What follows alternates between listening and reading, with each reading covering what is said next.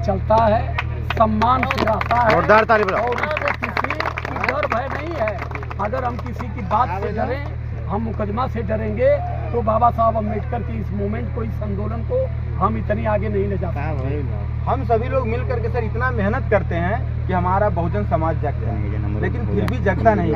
हम लोगों के ऊपर अत्याचार होता रहता है। हमने अभी न्यूज में देखा कि प्रयागराज में किसी को जिंदा जला करके गेहूं के उसमें डाल दिया गया। तो हम लोगों के ऊपर ये कब तक अत्याचार होता रहेगा और हम लोग कब तक सोते रहेंगे? देखिए, जो प्रयागराज में घटना हुई है, मैं जानता हूँ कि वो आदमी गेहूं का बोझ ढोने के लिए कुछ सवर्ण समाज के लोगों ने कहा, वो इनकार कर गया, उसको पकड़ करके ये जला दिया। तो बेचारा चला गया दुनिया से, लेकिन उसकी मौत इस धरती पर वो बरहत होगी, वो क्रांति पैदा करेगी कि उसे जलाने वालों को इस धरती पर अब जगह नहीं मिलेगी, क्योंकि वो हमारे लोगों को, हमारे दलित समाज, पिछड़े समाज के साथ जुर्म करके हमारे समाज को डरा के रखने का प्रयास करते हैं, क्योंकि जानते हैं कि शुरू से ही ये समाज विवेकहीन है, ये समाज जीवटहीन है, इस समाज को लड़ने की ताकत नहीं है। लेकिन अब इस समाज को लड़ने की ताकत जगी है। जिस दिन ये ताकत हमारे समाज को आ गई, फिर उनको मुंहतने की भी जगह नहीं है। पूरे चैलेंज के साथ इस बात को तय। आज सभी लोग जो है अपने समाज के लोग अलग अलग डिवाइड हैं। अगर सब लोग एक हो जाएं तो क्या ये अत्याचार खत्म हो सकता है? भाई, एक हो जाएंगे तो फिर अत्याचार करेगा कौन?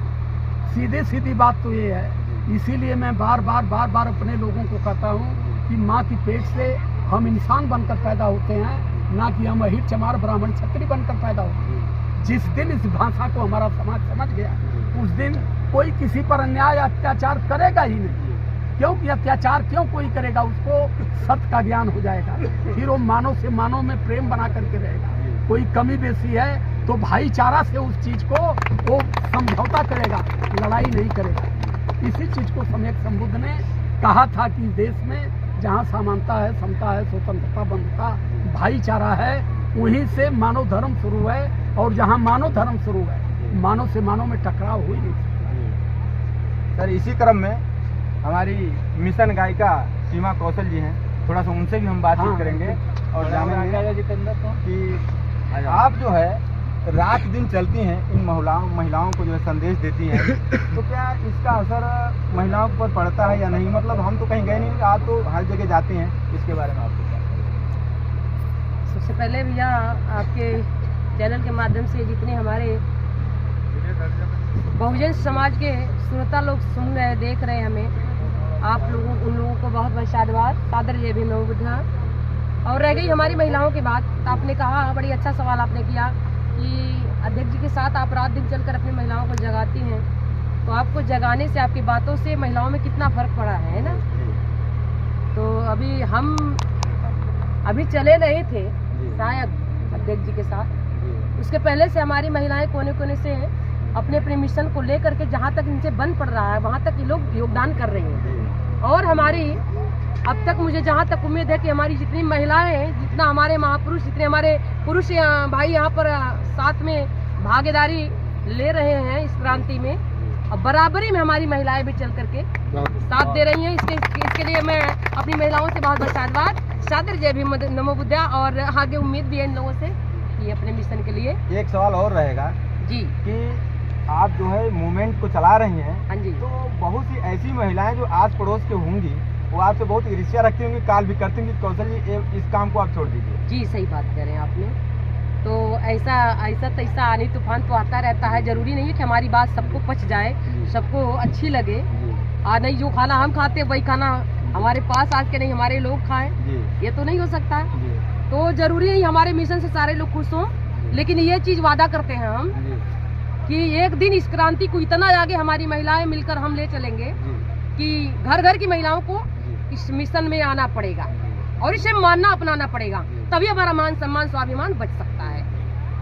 बहुत बहुत धन्यवाद आपको। और इसी क्रम में थोड़ा इधर महिलाएं भी हैं, थोड़ा सा उन लोगों से बात करेंगे और जानेंगे कि आप लोग जो है, आ जाइए इधर, आगे आ जाइए, कोई दिक्कत नहीं, हाँ आ जाइए सब, मतलब पीछे आ जाइए आप लोग। इसी क्रम में हमारी बहन जी भी खड़ी हैं, इनसे भी हम थोड़ी बात करेंगे।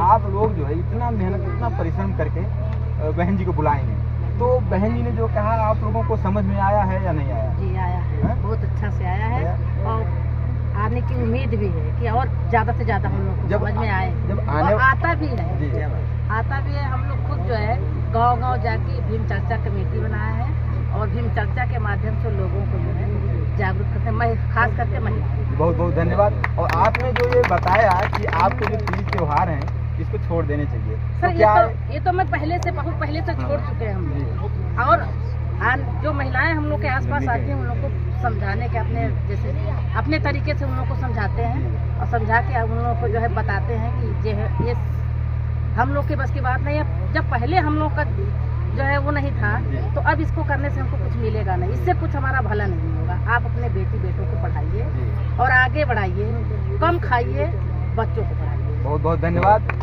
और थोड़ी सी अपनी भी बात मैं रखूंगा। आज के 10 साल 15 साल पहले जब मैं मूवमेंट को चला रहा था तो हमारे गांव के लोगों ने कहा, मैं क्लिनिक चलाता हूँ, मैं डॉक्टर हूँ और मैं समता सैनिक दल का सिपाही भी हूँ, जिला अध्यक्ष भी हूँ। और हमें भी कुछ लोगों ने, हमारे खास दोस्तों ने ही कहा कि डॉक्टर साहब ये जो आप कर रहे हो आप गलत कर रहे हो, इसको आप छोड़ दो वरना आपकी क्लिनिक बंद हो जाएगी। मैंने क्या जवाब दिया, हम बाबा साहब के सच्चे सिपाही हैं, हमने बाबा साहब को पढ़ लिया है। हमारे माँ बाप ने 6 बीघा खेत बनवा दिया है और हमारे हाथ पैर जब तक मजबूत रहेंगे तब तक हम कमा लेंगे, खा लेंगे, लेकिन मैं इस मूवमेंट को नहीं छोड़ूंगा। और जहाँ तक भी उम्मीद करता हूँ जब तक मेरे घुट घुट में प्राण रहेगा, सांस रहेगा, तब तक ये बाबा साहब के मिशन को कारवां को बढ़ाता रहेगा। और आप लोगों का बहुत बहुत धन्यवाद। आप लोगों से मिलकर के हमें बड़ी खुशी हुई और अगर मौका मिलता है फिर मुलाकात होगी। तब तक के लिए जय भीम, नमो बुद्धाय।